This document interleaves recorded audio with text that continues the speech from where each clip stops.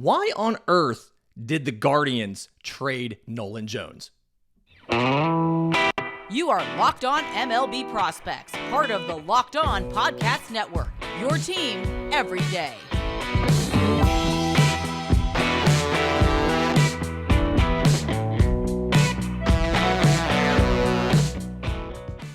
Yes, welcome on in to Locked On MLB Prospects, your home for all things minor league baseball. I'm your host, Lindsay Crosby, freelance baseball writer and podcaster. Thank you for making this your first listen every single day. We're probably part of the Locked On Podcast Network, where it's your team every day, and I want this to be your show. If you have show ideas, questions for Monday's mailbag, anything like that, tons of ways to get them to us. I'm on Twitter at Crosby Baseball, show's on Twitter at Locked On Farm. We have an email, Discord, subtext, tons of ways to turn those in.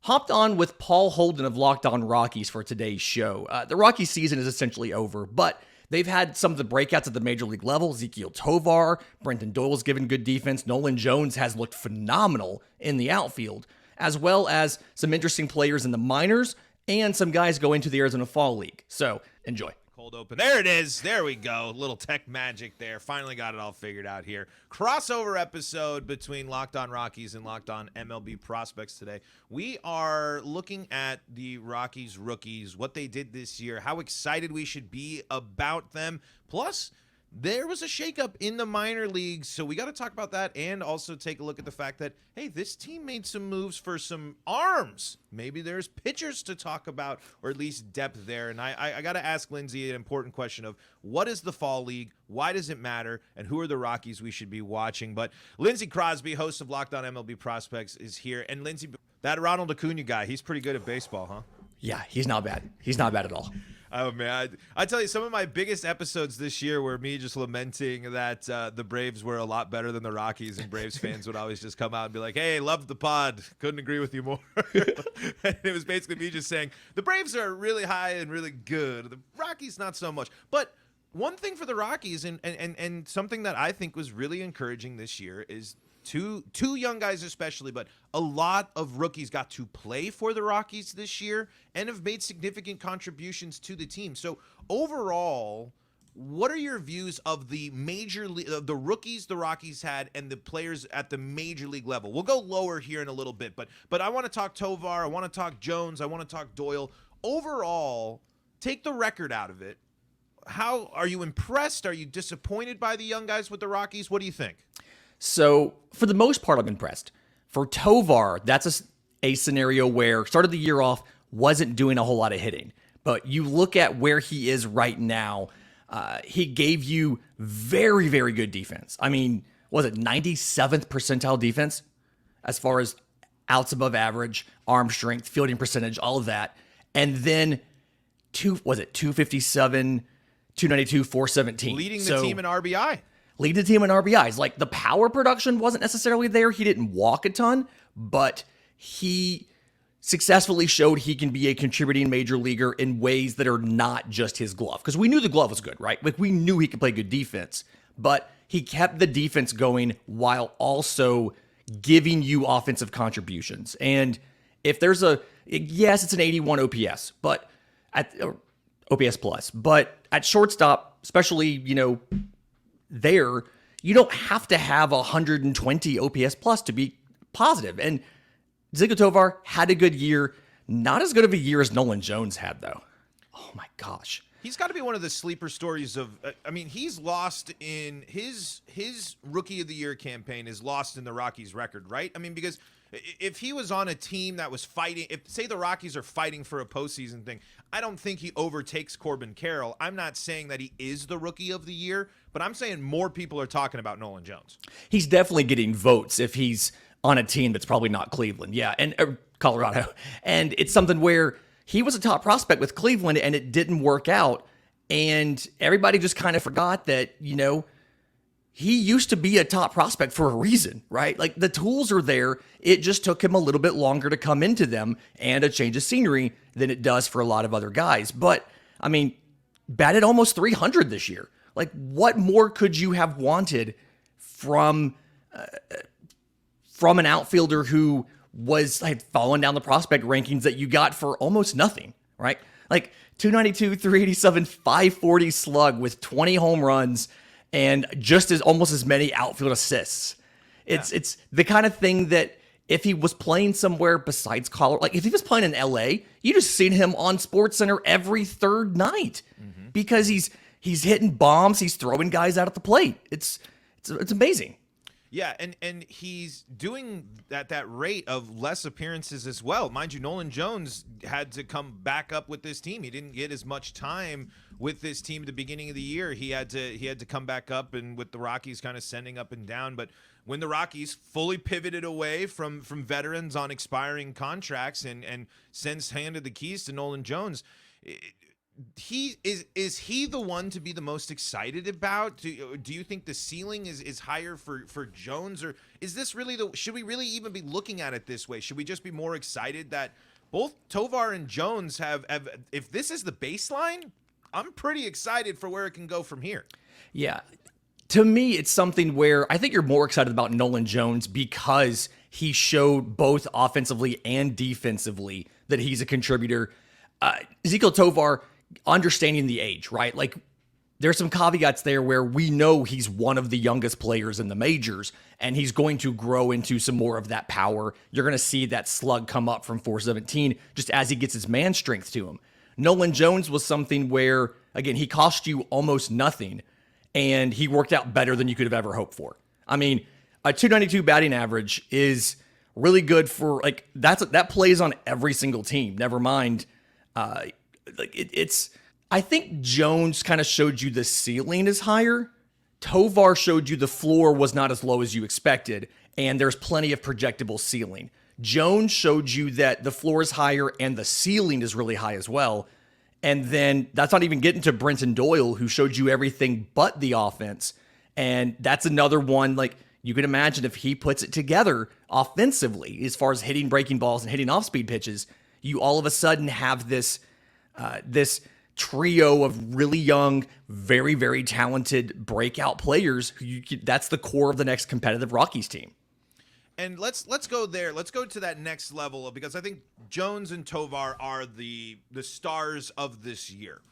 And I think Brenton Doyle would be there if it wasn't for the fact that offense has been a blight for him. Really, for most of it. He's shown a nice flash here lately, especially with a couple of home runs here towards the end of the season. And I think Eleres Montero falls into that category as well. Someone who was, I mean, this team looking for an identity for this guy and not playing him, and now they are, and it's like, hey, this guy's got the thump. So where do you come down on Brenton Doyle and Montero? And with the Montero thing, how much does the switch to first base impact Montero for Chris Bryant?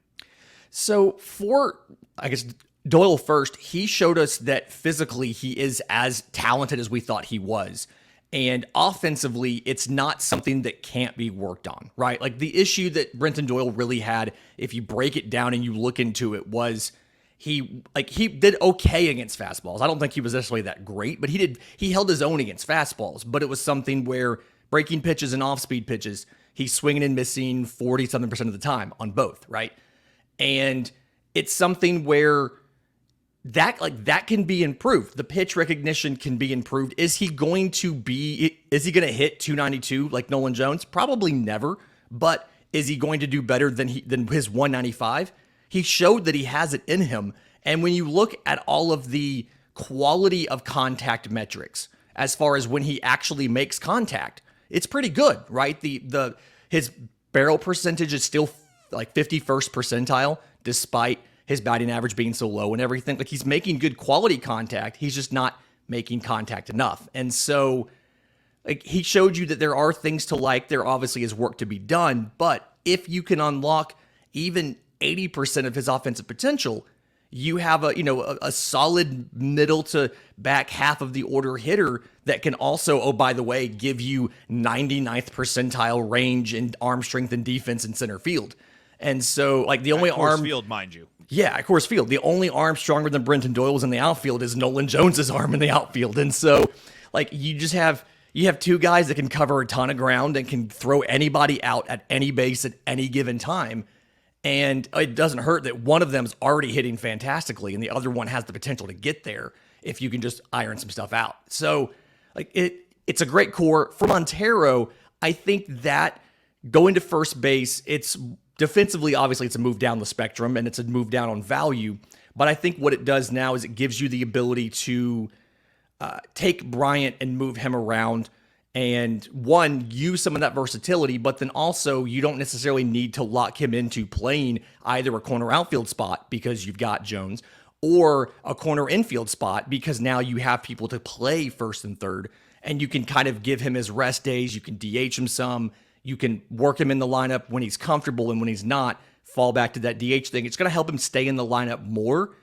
You're probably going to lose a little bit of contribution by having Montero solely at first, but it's something where it helps Bryant stay in the lineup for 40, 50 more games a year. It's totally worth it. And does that mean Michael Tolia's on the way out? That's the hard part, and that's something he doesn't fit, like, because my big thing, and maybe let's put a pin in that and let's dive into it as we go into the minor league systems, and we'll dive into that coming up here in our second segment here. So let me tell you about some of the great people that help make this show possible, and that includes Sleeper. Sleeper is your revolutionary home for daily fantasy, and maybe you're watching the Braves. Maybe you're coming up and you're like, that Ronald Acuna guy's gonna get a hit. Well, you can get on top of that and all sorts of other great action at Sleeper and get 100 times your first deposit when you do a $100 match here. When you use our promo code Locked On, all you got to do is use the promo code Locked On, and you'll get a $100 match on your first deposit. Terms and conditions do apply. But like we said, all you got to do, pick more or less on stats for like home runs, hits, strikeouts, and more, and you can get 100 times your payout on Sleeper. Don't miss out today. You can see this terms of use and more at sleeper.com. Use that promo code Locked On today.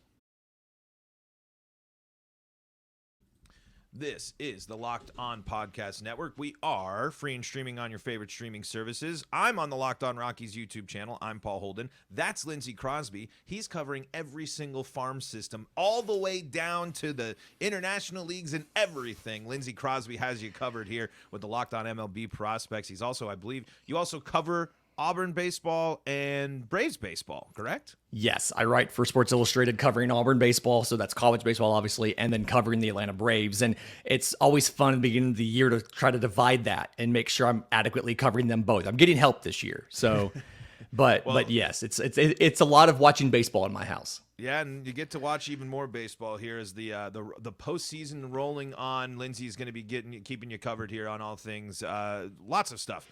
On the network here. But we were talking a little bit before the break about Michael Tolia and his role on this roster and not being able to fit in maybe going forward. And I wanted to elaborate on that. Is this a moment where we might see the Rockies move on from Tolia or even Montero still? So you're in that weird scenario of they're not very expensive, right? Like, these are young, cost-controlled assets. The question is, are they more valuable to you sitting on your bench in your AAA or playing in Toggy's case, playing every fourth day? Or are they more valuable to take that roster spot and give it to somebody else? And that's kind of the hard thing. Toggy, to me, feels kind of like Nolan Jones did, where former top prospect, he's kind of fallen out of favor. I still think you're going to find somebody who's going to look at him and say, we think we can fix him. We're going to try to see if Colorado will trade him to us for something and see if we can fix him. Kind of like how the Rockies said, yeah, we'll take Nolan Jones. We have an idea of what to do, and obviously it worked. Sometimes guys just need that change of scenery, and it's not something we really understand. I don't see them necessarily deciding to move on from him intentionally and not tendering him a contract. But I do see if somebody comes calling and offers an asset for him, them saying, of all the guys that we have that's expendable, he might be the one because we haven't seen him grade out positively from an offensive perspective or a defensive perspective, and at least everybody else is giving us one or the other. Yeah, it's an interesting thing and something to watch. But we focused on the Major League Ready guys there in the first segment. Let's dive into the minors. And the Rockies they brought up one of their most exciting guys. He's been with the club now, I think, for it's got to be I feel like 3 weeks now. Hunter Goodman's been up with the team. And then we have Yanquiel Fernandez, who has just been tearing it up. What can you tell us about these guys? And what was it about Hunter Goodman the Rockies were so excited to have him play with them to finish out the season? Was it just the fact that he was tearing it up? I think part of it's just how hot he was, and then part of it too is the versatility, right? So he's been playing first base, he's been playing outfield. He started off as a catcher and hasn't done a lot of that this season, but he's a great guy to have because he can be your emergency catcher if something happens. I think he caught maybe 13 games this year out of his entire time in the minors. So something where he can give you play at first base, he can give you play in this case, he played, I think, right field in the majors. He was playing a lot of left field in Double-A and then some of both in Triple-A. But he gives you that versatility and that profile of a guy, a corner guy, whether it's infield or outfield, who has some power. And like for Hunter Goodman, yes, there's strikeouts there, but it's not excessive, right? I think he struck out 115 times in 106 games. So not anything egregiously terrible. Still walked 45 times. Oh yeah, he also hit like 34 home runs. And so he showed that the power is real. And at the major league level, we haven't seen, I think he's hit 1 home run. He's also had 3 triples. So like he's shown the tools are there. Give him some time for it to click. And you're looking at all of a sudden, you may have figured out your entire outfield in the span of 1 season. It's a completely different outfield from who you had the year before. But this was the perfect kind of timing as far as he got 22 games. He'll still have rookie eligibility for next year. So if it does click and he has a Nolan Jones type year and the team's in contention, maybe there's rookie of the year votes involved. So I like the idea of telling Hunter Goodman, hey, we're not going to worry about you catching right now, but we know it's a skill set if we need it for an emergency. And in the meantime, we're going to let you come up, play some corner outfield, rotate into first base where everybody else is until we can figure out who's going to stay there. And just continue to hit bombs, flash your tools, your speed, your arm, things like that. Yeah, and well, with catching too, with Drew Romo being the next, is supposed to be the big catching guy. I can't imagine they want to put too much emphasis on Hunter Goodman catching if he can fill other roles, and the Rockies can continue to just go with their veteran battery of Elias Diaz and Austin Wynns. I mean, I don't think that's necessarily too outside of the realm of possibility for the Rockies. What can you tell me about Fernandez? I mean, he has popped up all over. He has really rocketed it up the prospect charts for the Rockies. What can you tell us about him, and what should we be excited about for him and the roles he could play for the Rockies? So one of the big things is everybody's kind of concerned because of some of the ballparks that he plays in, and is that power real? And I think the thing that the Rockies saw is, so 2019 IFA out of Cuba, but all of the stuff that he does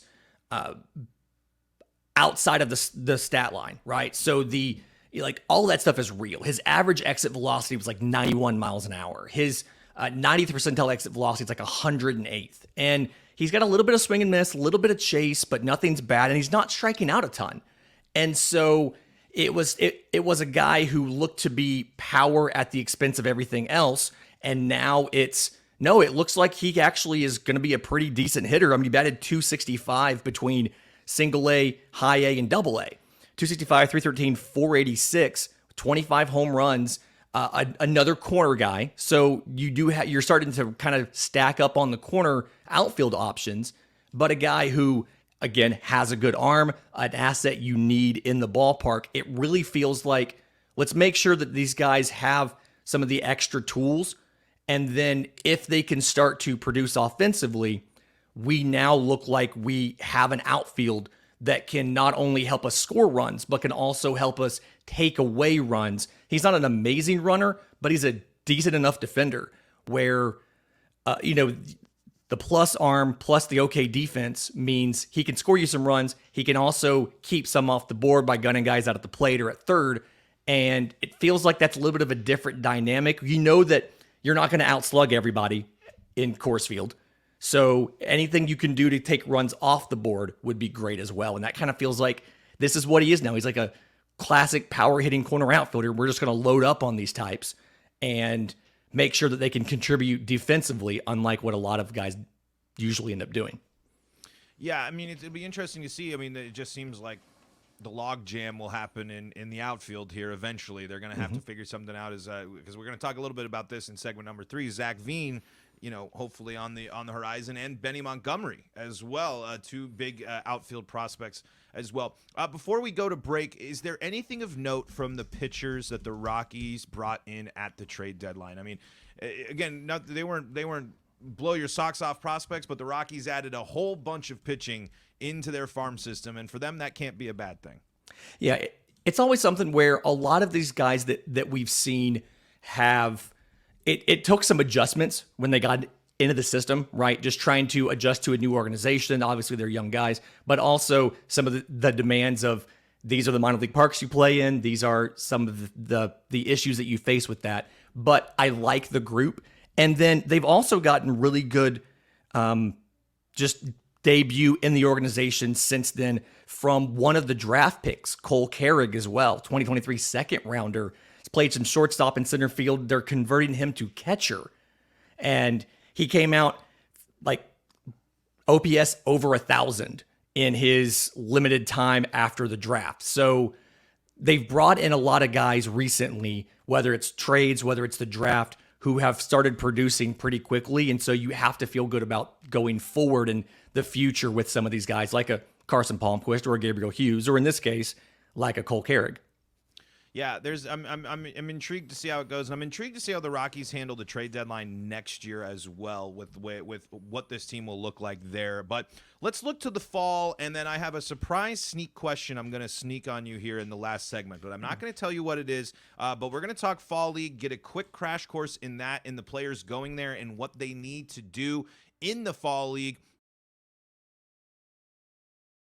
But before we do that, got to tell you about our friends here at DoorDash. If you're missing the syrup for your pancakes, if you have missed that key ingredient you need for that date night dinner, well, DoorDash has you covered because they deliver groceries now too. You've trusted DoorDash to deliver your restaurant favorites, and now you can get grocery delivery that actually delivers too. With thousands of local grocery stores to choose from, you'll find the best in your neighborhood and boost your local economy with each and every order. You'll get exactly what you ordered, or DoorDash makes it right. So sit back and enjoy quality groceries just like you picked them yourself. And you can even get more value when you check out the Dash Pass membership, and they can check out all of the offers available to you at DoorDash and get 50% off your first DoorDash order up to $20 value when you use code LOCKEDONMLB at checkout. Limited time offer, terms do apply, but that's 50% off to $20, no minimum subtotal, and zero delivery fees on your first order. When you download the DoorDash app in the App Store and enter code LOCKEDONMLB, don't forget that's code LOCKEDONMLB for 50% off your first order with DoorDash.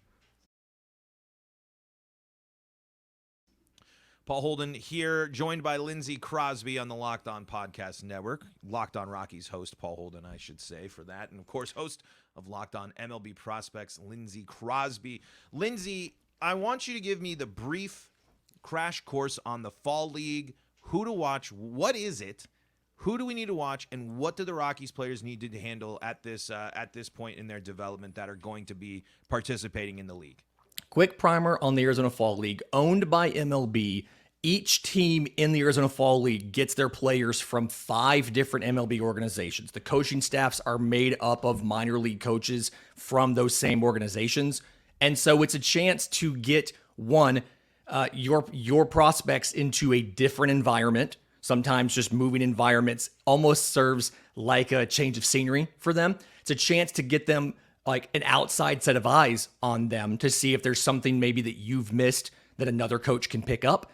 And it's a chance for them to kind of almost have a reset. They get to come in, they get 6 weeks of games to see if they can improve the things that they weren't doing well this year or just make up for lost time. Sterling Thompson's one of the guys who's going there for the Rockies. He had, I think it was an elbow injury, and so he missed like a month and a half of the year. So he was a guy who we needed to see him tap into more power. He did that this year. And then this is something where he needs more at-bats with this swing that he tweaked to try to unlock more power. So he'll get a chance to do that in the Arizona Fall League. Like, by contrast, Benny Montgomery is somebody who didn't make enough contact this year, right? We know that he's super toolsy. He really good defense. We needed him to be able to be more consistent at the plate. This is a chance for him to go into a pretty decent hitting environment. They're out in the desert, so it's dry and it's warm. A decent hitting environment for him to hopefully have 6 weeks of making better contact. Drew Romo, this is somebody where, a little bit young for the level in Hartford. He held his own, but he needs to try to get the ball in the air more, and he needs to pull the ball a little bit more. And then he really needs to do better against lefties.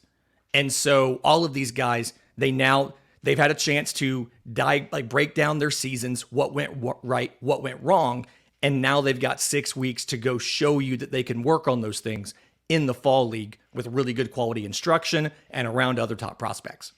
In a moment to kind of show that they can handle the adversity of the game as well, the ebbs and flows, the ups and downs. Can you make the adjustments that you need to? And I'm glad that it's really good to keep playing that level of that high level of competition, especially in those cases of players that have missed time due to injury. My sneak question here, right under the gun, because we're getting close to the end of the episode here, because we've talked a lot about the outfield. We talked about outfield prospects. We've talked about power hitting corner outfielders being a key part of the identity for the Rockies. Would you re-sign Charlie Blackmon to a 1-year deal? If Charlie Blackmon wants it. If Charlie Blackmon wants the 1-year deal, I'm going to give him the 1-year deal because he's been part of the franchise for a long time.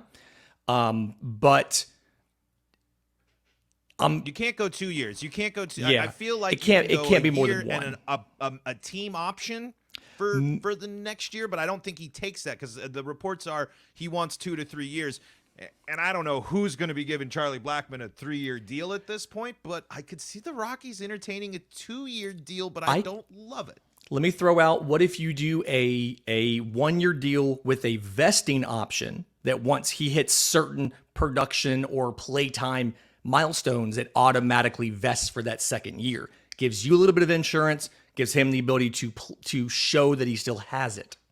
Yeah, I mean, I'm not opposed to that, but does that block the Rockies' ability to get playing time to the key players? They've been able to make it work with Blackmon's return from the IL and Bryant, both Blackmon and Bryant returning from IL here. They're really key veterans that factor into the playing time of some of these future players. Does it do more harm than good, you think, for those players, or does Charlie Blackmon, not only his performance, but his mentorship, his leadership, and being another Mr. Rocky? I mean, he is a guy synonymous with Rockies baseball. Does that provide enough benefit for that extension and for that deal? I think that it probably makes it hard to work in a guy like a Michael Toglia if you bring back Charlie Blackmon, because you're using either a corner outfield spot or the DH spot, which you're already kind of full on those, and you've been rotating guys through first base like Bryant and Montero. I do think that veteran leadership helps. You really want to have like at least one respected veteran who can kind of come in, especially when you're bringing in a bunch of young players, and say, hey, this is the way you're supposed to behave. This is how things work at the major league level. A lot of the Reds guys, a lot of the young Reds kids have talked about the influence of Joey Votto and how much he helped them when they first came up, and helping them learn how things work at the major league level, how to go about your business trips and do your business. So I do think the benefits outweigh the cons, but there is the acknowledgement that somebody's going to be left out. And if you bring back Blackmon, it's probably somebody like a Hunter Goodman who ends up losing in the long run because of just the lack of playing time for them, assuming everybody's healthy. And we love Charlie Blackmon, but just like this year, if you're going to the trade deadline and you're 15 games out and whatever, it just comes to a moment of we love him, but how many times can you turn to Charlie Blackmon at bats, especially if they're not overly productive? I mean, I think we're going to see a similar version of Charlie Blackmon that we're getting now. Clearly, he's got it in the tank. The guy can still hit the ball. We know he can still hit the ball, and the Rockies have the DH, so they don't have to really worry about that defense too much. I'm just curious because that's going to be a big story of the offseason, and it does have implications for the young guys. Lindsay, any closing thoughts that we didn't get to, or what you want to reiterate for some of these guys? Because amidst the Rockies' worst season ever, which, loss-wise, it is the worst season in Rockies history. we've been focusing on, as much as we've been down on the team, Tovar and Jones and the defense, especially of Doyle, is really exciting. One of the things that I'm most excited about is this team has potentially 5 Gold Gloves in its defense right now, and that's a good foundation. I mean, give us maybe a positive or a negative, just your closing thoughts on this young Rockies team.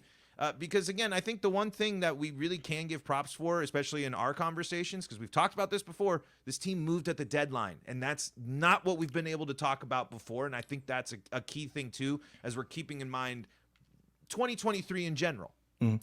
The draft moves, the deadline moves have all shown that they have a better long-term strategy for getting talent that's going to work in that ballpark, and you have a lot of corner outfield, corner infield talent. Adele Amador has looked fantastic and is probably the second baseman of the future right next to Tovar. And so it is very easy to see how you can have 8 or 9 of your positions on the field filled by guys with very good defense and some pretty decent offense at most of those positions within the next 2 years. And all you have to work on, and granted it's a big if, but all you have to work on is getting the pitching to match. This team could be a future version of this year's Cincinnati Reds if everything breaks right, where you bring up a ton of young, exciting players and you end up being a surprise contender for the wild card a year early. Here's hoping, because it's been a long year this year, and but again, the young guys have been the reason to be excited, and we could be talking a whole lot more, but we will. We have a whole offseason coming up, so this won't be the last we hear from Lindsay here, certainly. But Lindsay Crosby of Locked On MLB Prospects, where should they go so they stay up to date with your work and what you do? I'm on Twitter at Crosby Baseball. That's the hub for everything. If you have questions for the Monday mailbag, send them to us. The show's on Twitter. I'm on Twitter. We have a Discord, all that fun stuff. LO Rockies on Twitter if you want Rockies coverage. I'm Paul Holden 33 on there as well. But folks, until next time, this has been a crossover event on the Locked On Podcast Network. And for Lindsay Crosby, I'm Paul Holden saying so long.